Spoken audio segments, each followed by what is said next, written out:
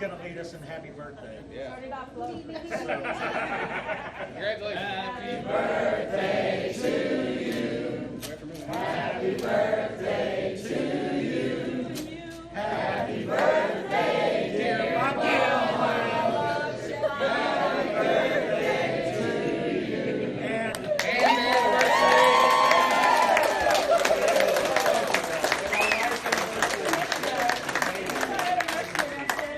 And yes, this is a cake made by my lovely fiance and assistant, Tammy Allen. Wonderful lady! Anne LeBlanc was cake and Tammy decorated.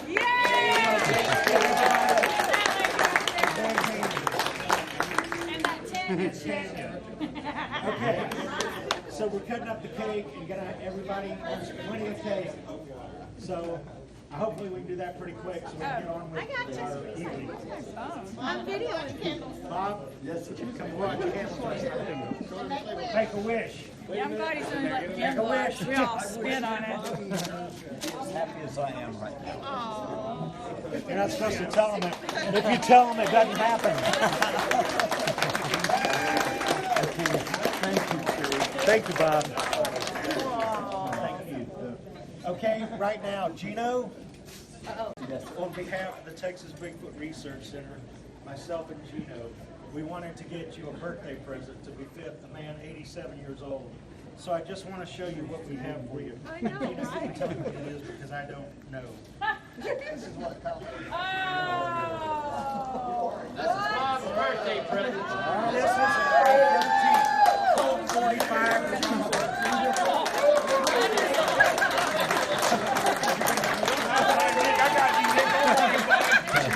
Let that happen to you, sir. She ran behind you. Can I count one of those? Let's see.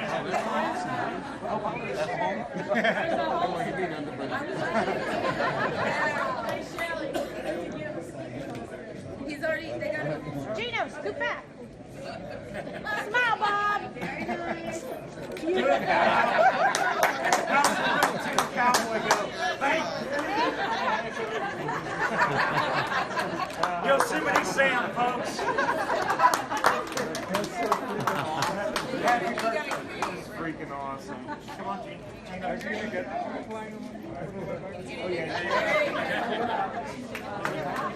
You know, thank you so much. I don't want You're not supposed to point at anybody, right? right. It's unloaded. That's the president for I hope so. Now holster that bad boy up. Yeah. I didn't bring my belt. Don't shoot your junk off. Gino, thank you so much. I love you too.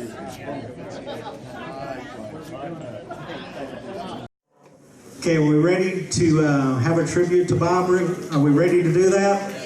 Does anybody have anything in the audience that they want to say to Bob, about Bob? Positive. Anybody? Does anybody? Okay, Violet Helms, not yet, but you be ready. What about Douglas Linda and Linda Douglas?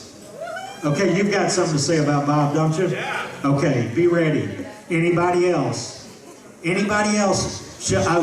All the speakers are going to have to get up here, so you guys are on, it doesn't even matter. It doesn't matter if you put your hand up or not. You matter, just like Bigfoot matters. Okay, folks, we got Bob Gimlin right here. Come up, Bob.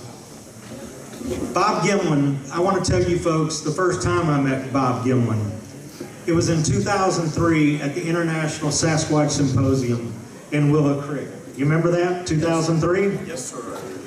I put together an auction and got donated goods to benefit the Willow Creek China Flat Museum and the Bigfoot wing there, and we organized an auction, and raised $1,800 that went cash to the museum in 2003. If you ever get the chance to go to Willow Creek, I'm saying it right, right? Yes. Creek. It is Creek. Yes. It's not Creek. Creek? It sure isn't Creek, is it? Not tonight. Okay, it's Willow Creek. Willow Creek. Anyway, because I did this, the Willow Creek Museum donated me 2 of the cast of, actually, that Mr. Titmus, you knew Mr. Titmus, didn't you? Very well. Mr. Titmus made and gave to the museum, and they made copies of this, and I took them to get Bob sign them. And, you know, I've known about Bob forever. You know, I saw the Patterson film way back when. Ann, are you going to say something to Bob? But are you going to say something to Bob? Yes. Okay. Anyway, I went up to Bob to get him to sign the cast and said, Mr. Gimlin, I've been waiting a long time. Do you remember this? I've been waiting a long time to meet you. And Bob Gimlin, you know, without even thinking, said, well, you know, Craig, I've been waiting a long time to meet you. And I tell you what, I couldn't even tell you how I felt. And that's how genuine this man is. So if anybody doesn't believe this man, you know, if you put up your hand, you might as well just walk out the door, because we don't even want you here. Do we? Well, I don't want him here. How about that? That's good. I'll accept anybody. It's okay. But if Craig says it's not okay, it's not okay. Okay, I need all of the speakers. All of the speakers. Don Jeffrey Meldrum. I got Robert Emery Gimlin here, don't I? Yes, sir. Emery. Can Yes, we call you Emery? Yes, sir. Emery Board. You're about as tough as an Emery Board. Well, I don't know about that. Shelley Covington. Nick Redfern. Ken Gerhard, you have not checked in. Lyle Blackburn. Lyle Blackburn. Back here, everybody. Russell Accord, down here. Russell Accord, down here. Okay. I'm going to turn this over to Russ, who is Bob's manager now, just to say a little bit of something about Bob. Bob is a tough sumbitch. And when Russell tells you a little bit what Bob's been through, and you should say a blessing that Bob is here tonight, because, Russell, take it over. How many people think we look like brothers? This is one good-looking man right here. Because there'd be 3 of you some bitches.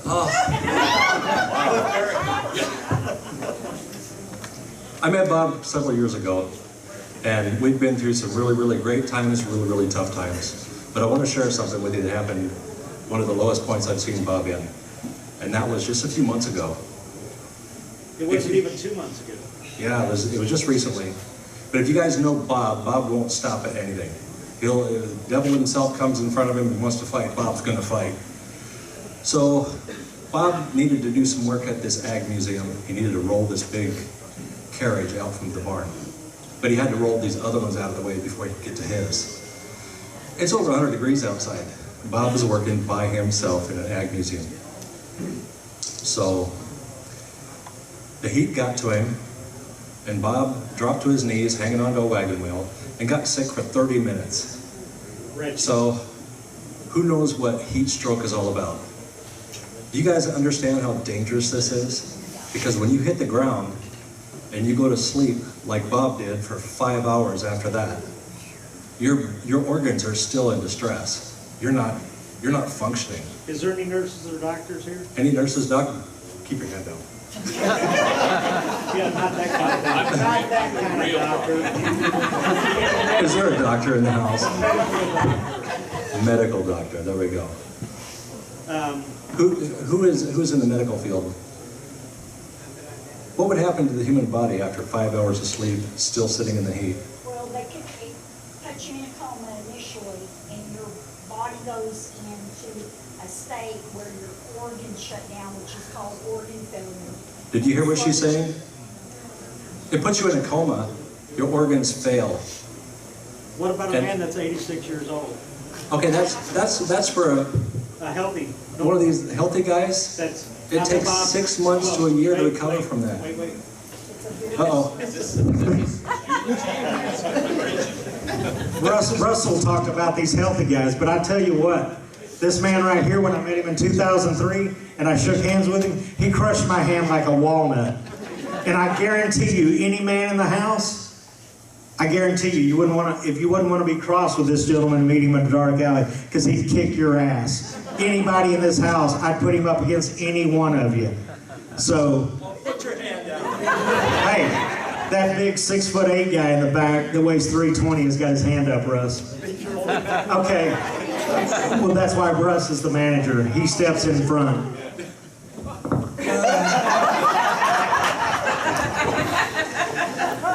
So this happened just a couple months ago, so bear in mind, through this weekend, Bob's going to be in and out of the room.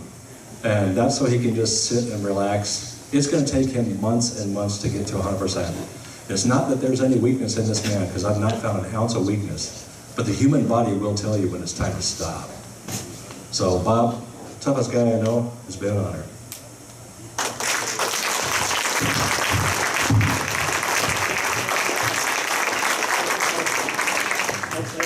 Go ahead and say something.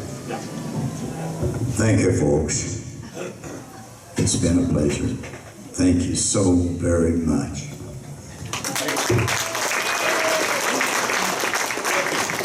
Now say this for me. Beef. It's what's for dinner. Be a Sasquatch for dinner.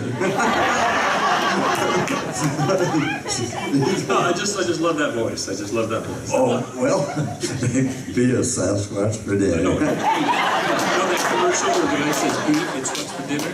Oh, yeah. Never mind. Well, thank you, Jeff. We gave it a try anyway. What is that actor's name? Sam Elliott. Sam Elliott. You put Sam Elliott's voice hands down, you'd be doing. Oh, really? Yeah, absolutely.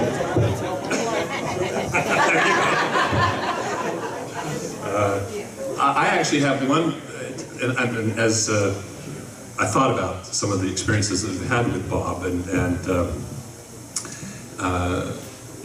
Craig. Only the ones you can talk about in public. That's right. Yeah, I know. What stays in Jefferson, but here in Jefferson stays in Jefferson. I had an experience very similar to Craig. The first time I actually met Bob, it was that same reaction. He made me feel that he was as excited to meet me, although I don't think you know me from Adam at that point. Yes, I do. We were at Willow Creek for the inauguration of the extension, the new annex onto the museum. Jeff was just a pup then. That was, that's right, yeah, just, much less facial hair. Anyway. And it wasn't great. And it wasn't great, that's right. So, very, very similar reaction. He was just so genuinely interested in you and made you feel like you were just really important. But my fondest memories are when we spoke together at the Washington State Historical Museum with Harvest Moon. Remember that? Yes. It was a great program. It was called Sasquatch, the sightings, the stories, the sightings, and the science. Hey, wait a minute. One of the greatest moments? Have you already forgotten the 2005 Texas Bigfoot Conference? I said one of. Okay. Yeah, I know. Well, that wasn't. Bob wasn't here, but still. Yes. All right. Elvis, Sasquatch. How many of you remember that? The Elvis night. Was anybody here? in 2005? He had this place, this spread. It was this typical for me from the north. It was this plantation estate with the big columns, and they had the lights, and they had an Elvis impersonator. And out he comes, man, he did a great job. But what was so funny was that in the finale, these women from the audience, as if on cue, all stand up and they all produce these scarves, and they form a semicircle around her, and they're standing here waving their scarves, singing. And I turned to Craig and I said, when does the UFO land and Sasquatch step out with the little gray man, But, I'm sorry, didn't mean to digress, but... So Bob and I, on that occasion, Bob and I had the privilege of staying in at the same accommodations as Bob, and so we took our meals together. And I'm telling you, that whole weekend, we didn't say one word about Sasquatch to one another. The entire conversation was about growing up, the challenges of being a young husband and father, Yes. All your time driving truck and all the different jobs to make ends meet. And it was so fun to see that side of him and to realize that our relationship had gone beyond that you know, tell me your story. I want to hear your story one more time. Or what do you think about this or that aspect of Sasquatch? Just to get to know the man. And of course, it goes back around, as you said. There is no guile in this man. To suppose that he has been pulling the wool over us or our eyes for all these years is just ridiculous. He's a Boy Scout through and through. So I'm proud to count him as my friend and to know him. So.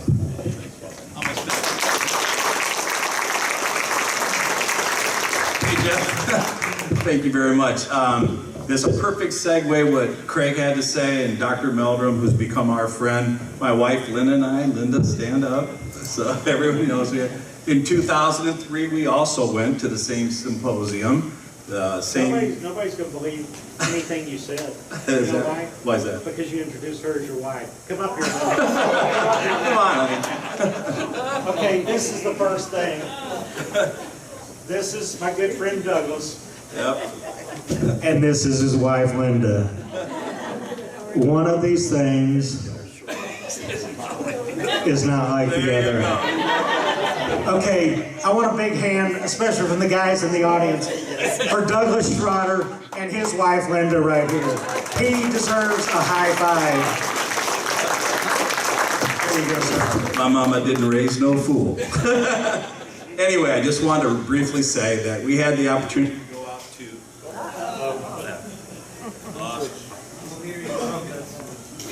Well, here, kick it out. I think he switched it. Did he switch it off? Maybe I did that.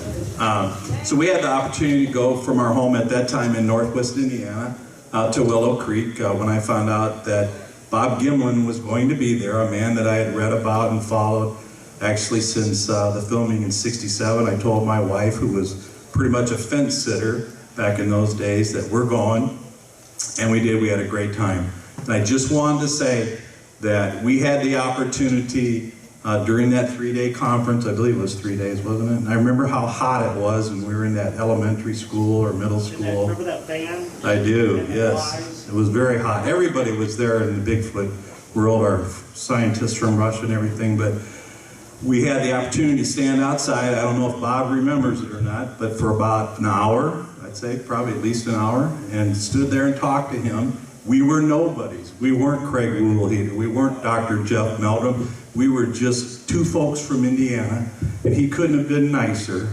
And we walked away from that saying, if you can't believe this man, Bob Gimlin, there's nobody on the planet that you could ever believe in. And that's all I wanted to say.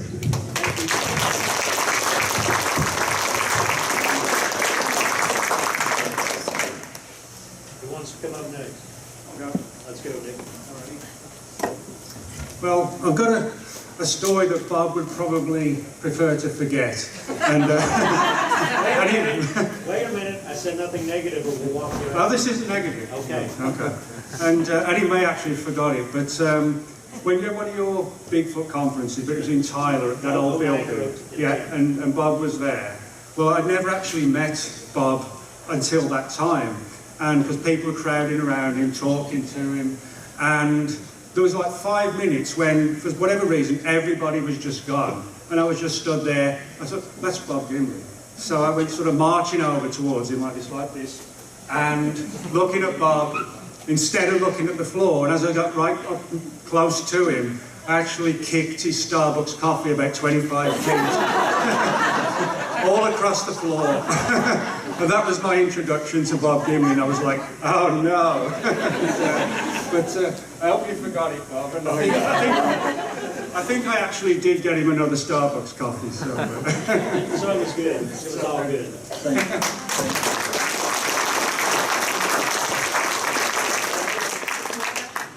Shall we?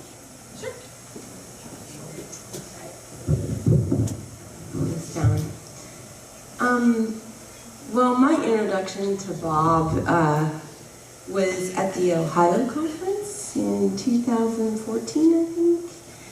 And I was really nervous to meet him, and of course, I'm nobody. I'm just a simple girl from Texas, and our good friend Monica Rawlings said, I want to introduce you to Bob Gimlin, and I was so excited because I had watched the Patterson Gimlin film since I was about 7 years old, and the first thing he said to me is, "Can I take you home in my suitcase?" And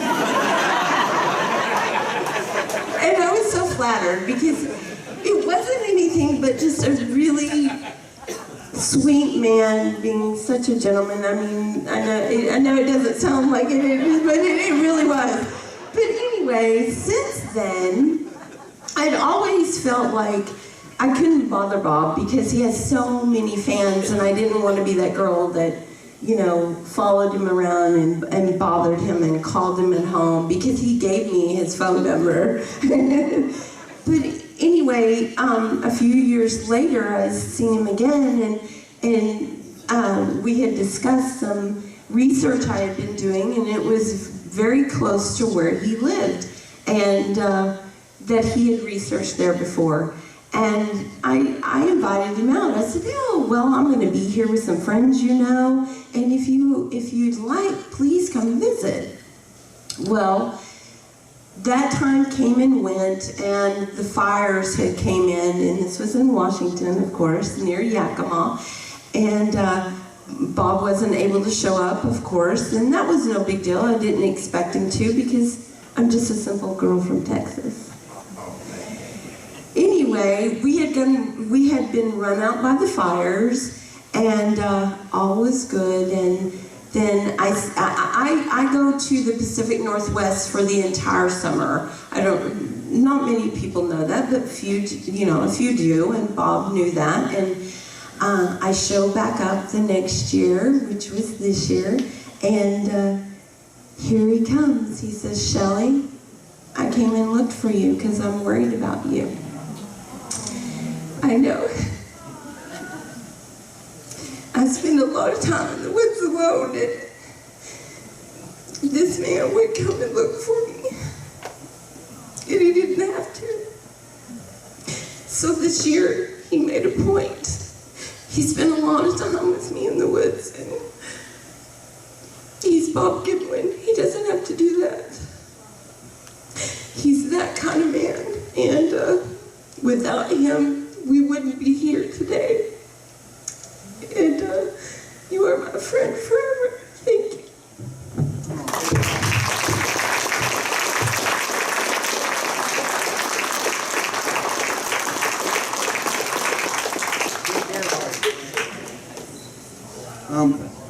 I have a story about Bob's humility, which we've already talked about, but that's one of his most endearing qualities. This is just such a humble man. The first time I met Bob, I think, was in 2004. Do you remember the Southern Crypto Conference? I think that may have been the first time that Bob came to Texas. Everyone was so excited because, you know, wow, Bob Gimlin is coming to Texas, and I was one of the speakers at this early conference. And of course, Bob got up and told the account of what actually happened that day. Incidentally, I was born, and I think I told Bob this, exactly 1 week before the Patterson film was shot. I was born on October 13th. 1967. It's not the Patterson film. No, Patterson Gimlin film, I'm sorry. I want everybody, tell everybody that when they refer to it, what its name is. Yes, it is the Patterson Gimlin film, my bad. But he was telling the story, and the whole room was just completely, I mean, you could hear a pin drop. It was so, everyone was just so tuned in, and this, you know, the way he really took you back to that exact day. I mean, it was really fabulous. And after he finished up, he and I were talking, I took an opportunity to come over and talk to him and say, you know, this is, you know, what a great influence he's, you know, been on not myself and other people that have become investigators because of, you know, when we were younger and we saw that film, and, you know, I'm sure a lot of you here are the same way. A lot of us are kind of the same age, so, you know, everyone remembers the first time they saw that film, whether it was on television or whatever, but, you know, and I kind of got coy for a second, as I often do, because there were a lot of Bigfoot investigators in the room, and I said, "Bob, you know, there's a lot of Bigfoot researchers in here that are mighty jealous of you, because you got that film," and in Bob's very humble way, he said, "We were just lucky." And I said, you know, I kind of thought about it, and I kind of took the opportunity. He's like, these guys made their luck. I mean, guys, think about it. They were in a location where tracks had been found, whether Bob felt like, strongly about it as Roger or not, but they went to that location, they were camped out in a remote place. Maybe it was the fact that they were on horseback, but I really do feel that they made their luck, and that's how they were able to get that piece of footage that no one else has been able to reproduce up to this point. So in that respect, I think it's, hands down, we're looking at one of the greatest Bigfoot investigators of all time right here, guys. There's no doubt about that. So.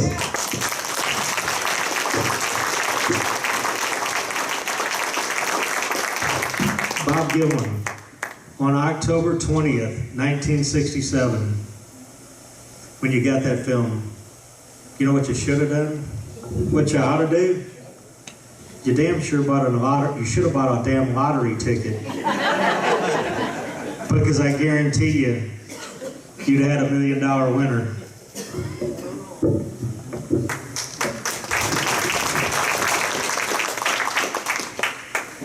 Thank you, folks.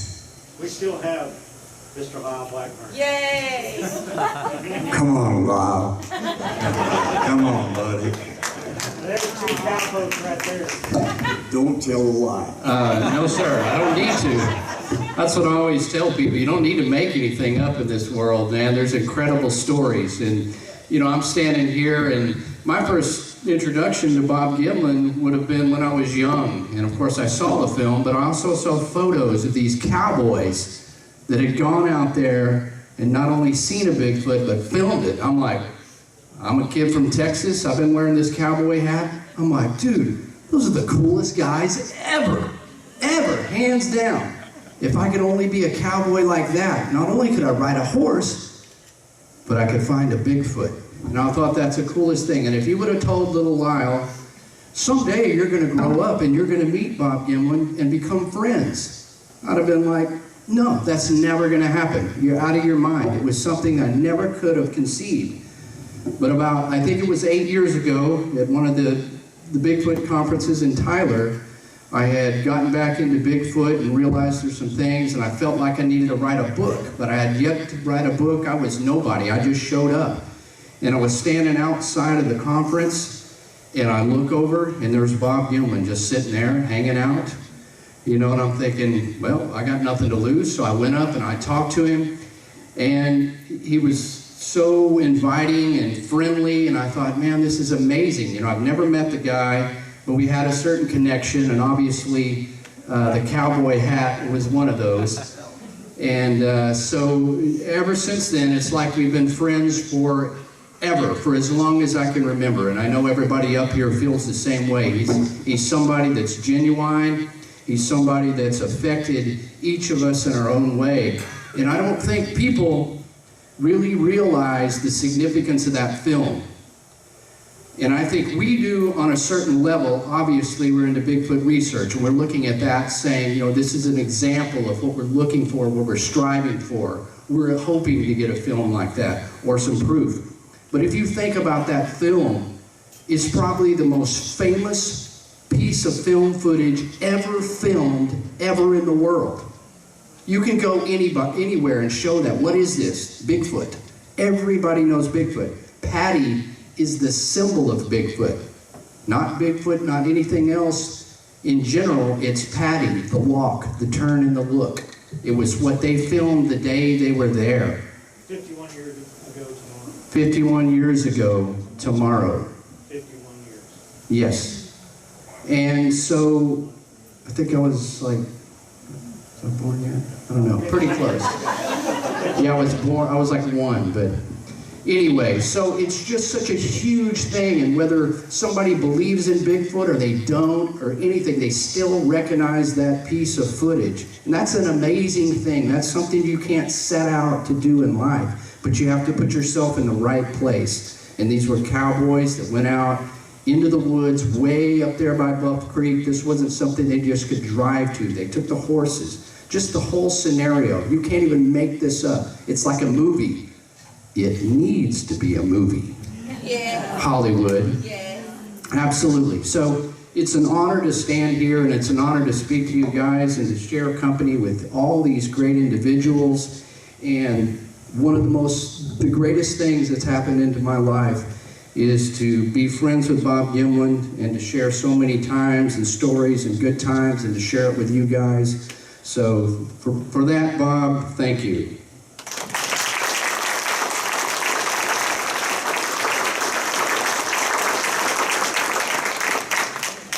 Anybody else out there like to come up and say something to Bob, about Bob, for Bob?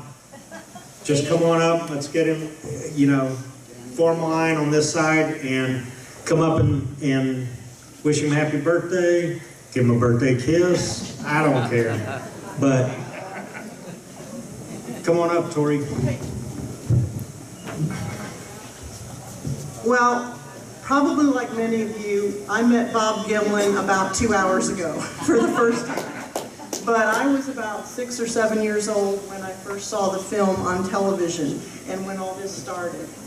And as I've heard over the years that he's gone through a lot of criticism and he's never earned any money from this, I'm just so pleased to be able to meet you, Bob Gimlin, especially right on the day after your birthday and in celebration of 51 years. And I just challenge all of you to bless Bob Gimlin in whatever way you can, and think of all the times throughout your life that you have seen the film that they happened to catch, and that has caused, and it still remains after 51 years, the best evidence we have of Bigfoot.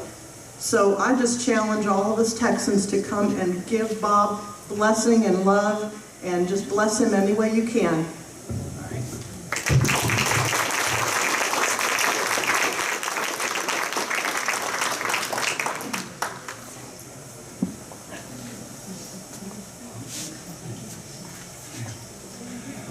Back in '67, Mrs. Weber mentioned the word abominable snowman.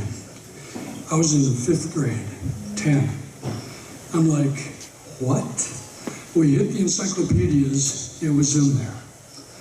Now it's maybe December, something like that. I was over to my friend Chuck Colgate's house, and his dad came in from sledding, slapped the newspaper on the floor, and here's a picture of Patty. Talked about 2 men. And of course, Chuck's dad laughed, threw it on the floor and said, there's something silly. I looked at that and I thought, it's in North America. I'm betting some adults take this serious. I never met any for the longest time.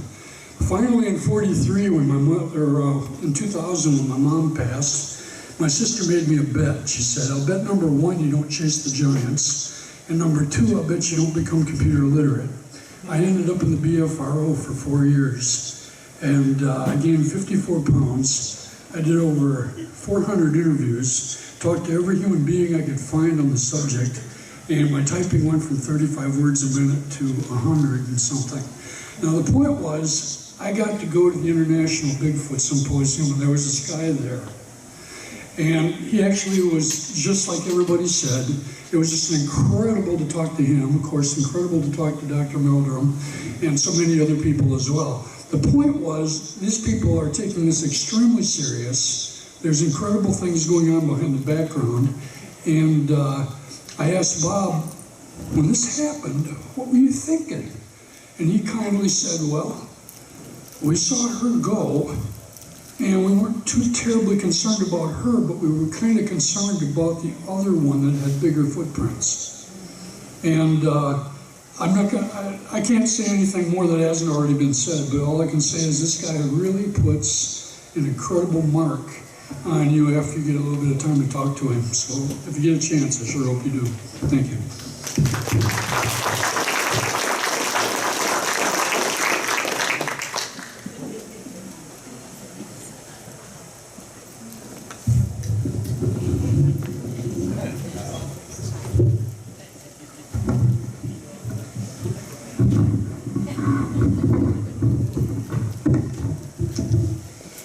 Just like some other people, I met you 2 hours ago, but I looked up for you since I was about 3, and you mentioned it's really part of my life, so thank you so much and happy birthday.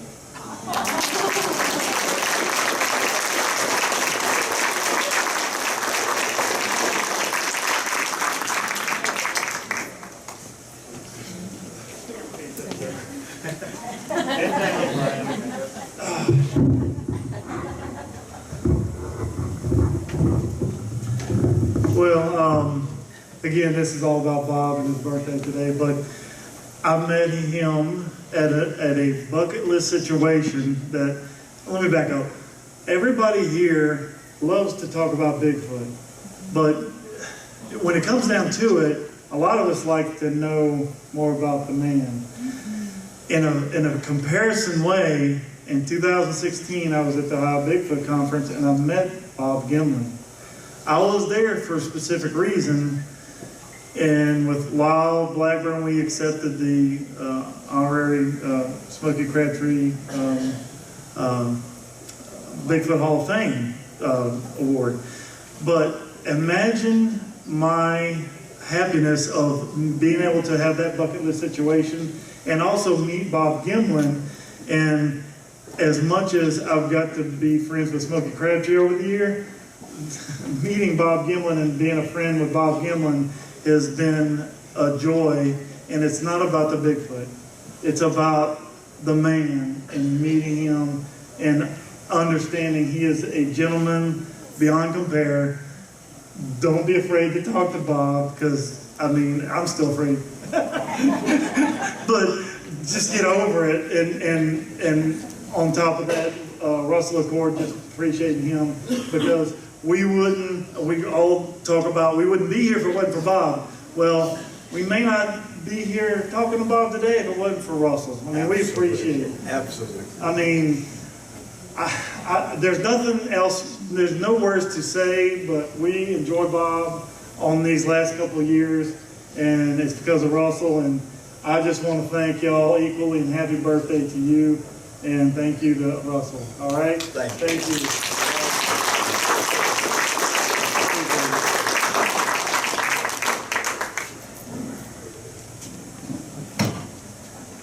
First of all, I want you please to sit down.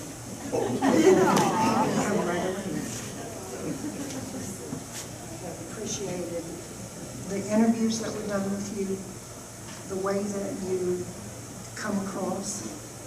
Anyone that thinks that you've made anything up, they live in a fantasy world. Thank you. Now, it's very late, so I do think we all need to go home, but I want you to take a nap for sure.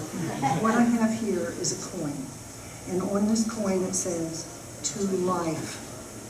And I would like you please to keep this in your pocket, and as you hold it, as you find it, please remember those of us who love you very much. Thank you so much.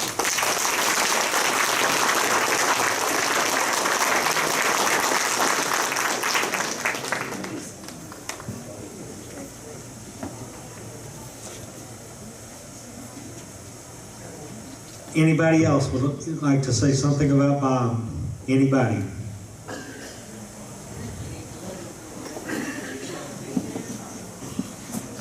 Daniel? I'll say something real quick.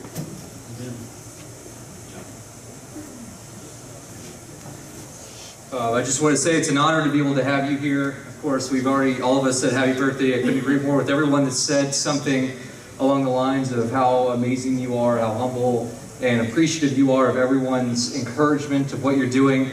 And it's awesome to see everyone of all ages coming up here. You've inspired generations of young enthusiasts to the serious researchers, everyone in this room. Again, I can't say anything that people haven't already said. Your life is an example of what most of us only wish we could attain. And I think that it's just a blessing to be able to have you here and to be in your presence with us. So thank you for your service to everything that you've done in this field and your life altogether. Again, it's just a great honor. It's been an amazing time to be able to spend with someone that has captured something which no one will ever be able to do. And again, as someone has said, have not been able to produce until since the film. And so it's just an amazing honor, and we're really glad to be able to have you here. Pleasure.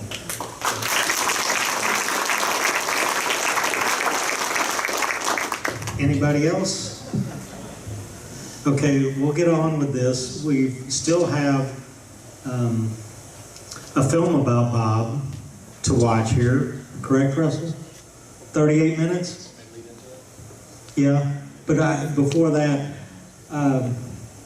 Jeff would like to come up and, on my behalf, say something about somebody who was very, very important, the most kind, humble man in Bigfoot research I've ever met in the 20-plus years that I've been doing this. And we lost him this year. He sent out an email telling people that he had stopped treatment for his disease, and he probably was very short in time. And 10 days after I received that email, on the very day that I had scheduled to call him, I got the news that morning he had passed away that night. And I just want to remind people that we are not guaranteed tomorrow. If somebody means something to you, reach out, call them, don't send a text. Let them know how you feel. Let them know that you love them.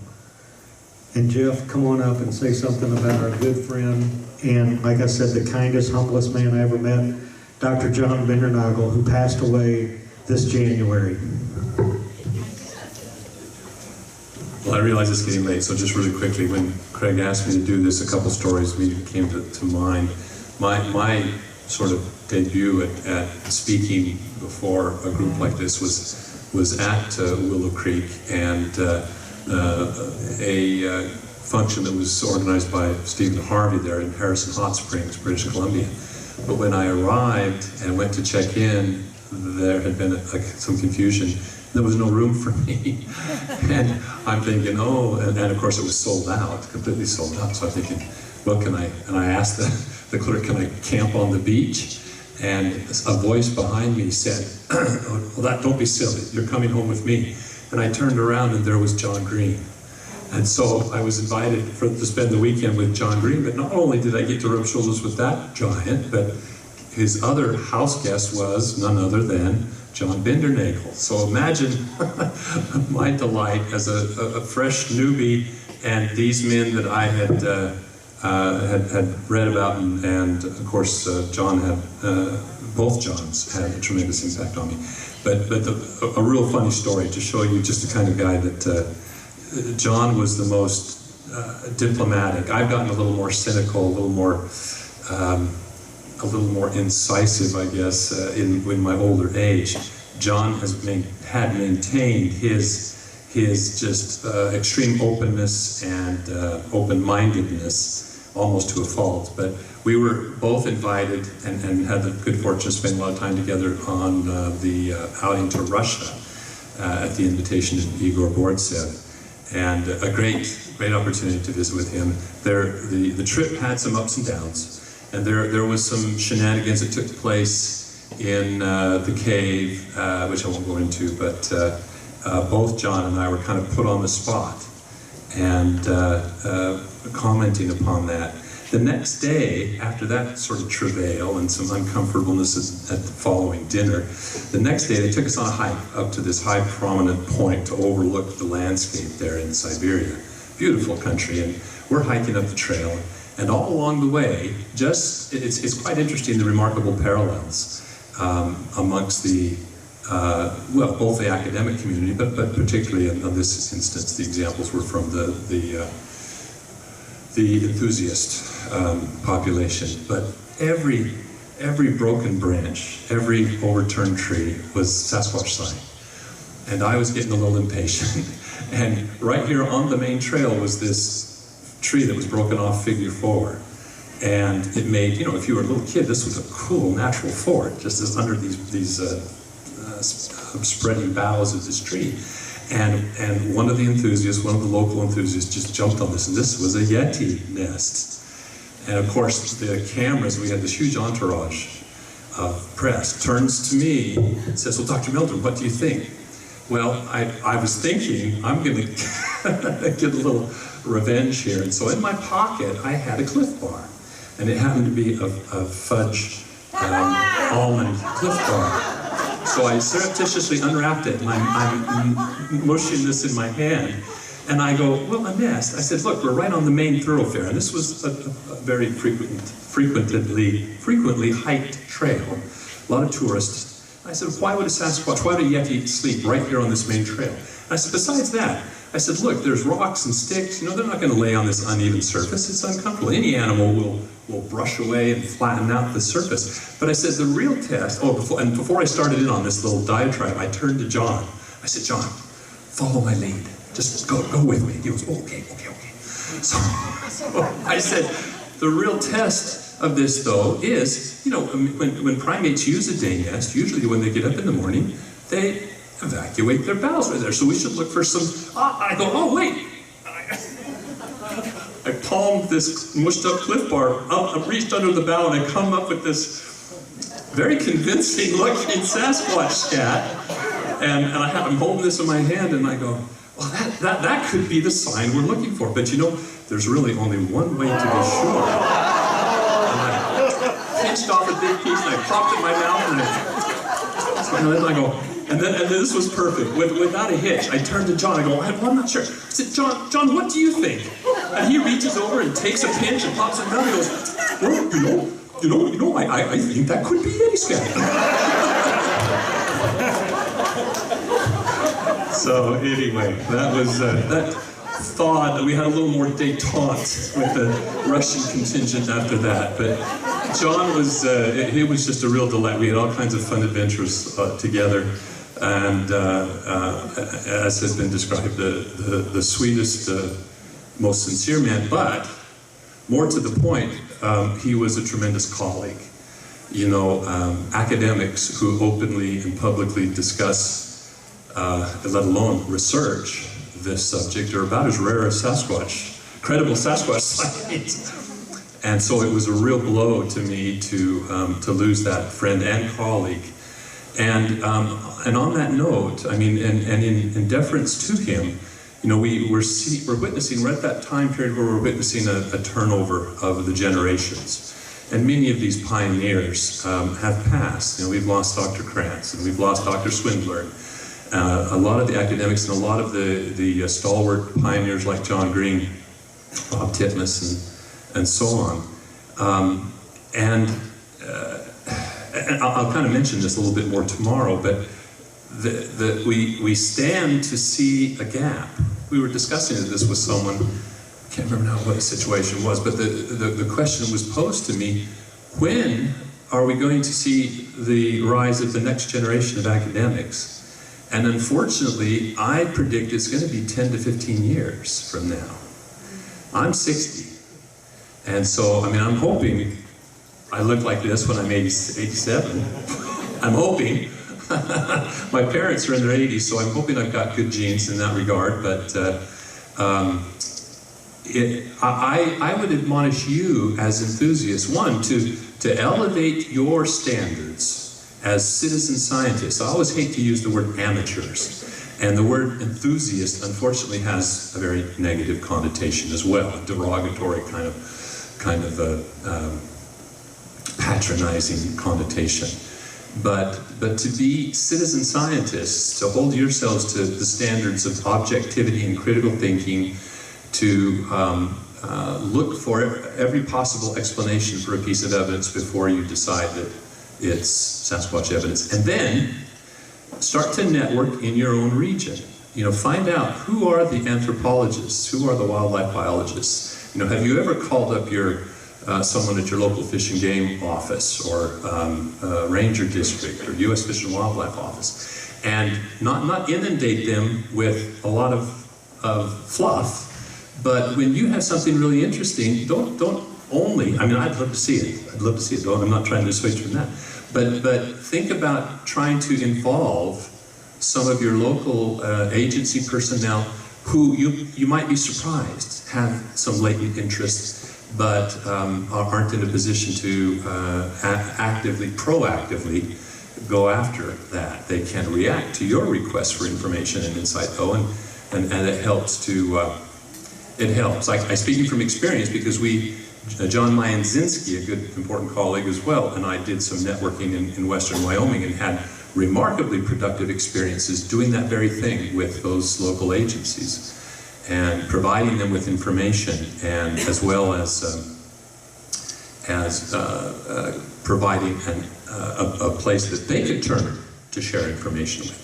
So with that thought, I just, you know, because it may be that as a community, you may have to carry the torch in the absence of any visible academic figures to serve. I hope I can serve some still as something of an anchor to steady, you know, kind of that, the drogue anchors, what do they call it, the water parachutes, to kind of keep the ship on course, especially when there's this tremendous forces that are tending to split the community off into various factions and some that are much more peripheral, fringe, I guess, than the more strict academic approach to things. So I don't mean to ramble. Thanks.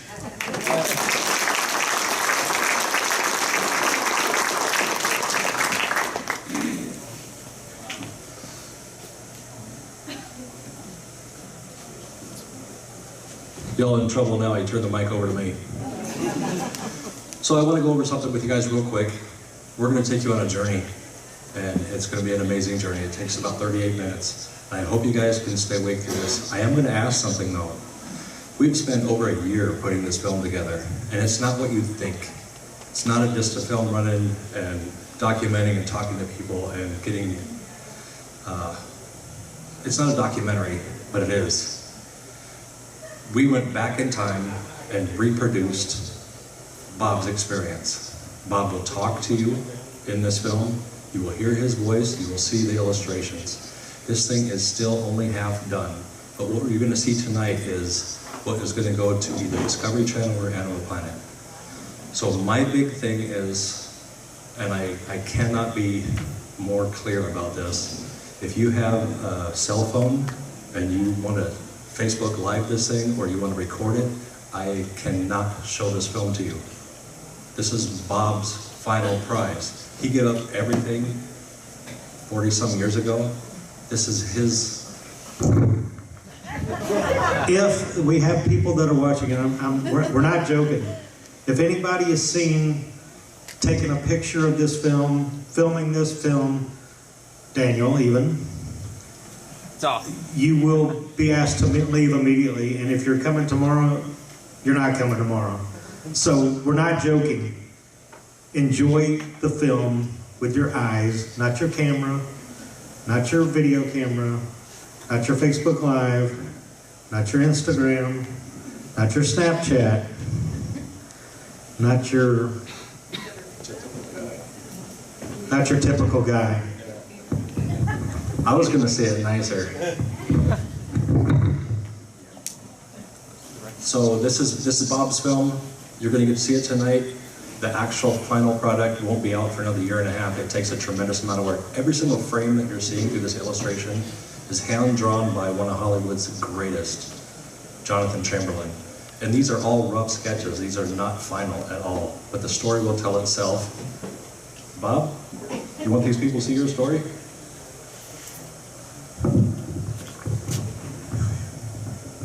Yes, sir. Bring it up.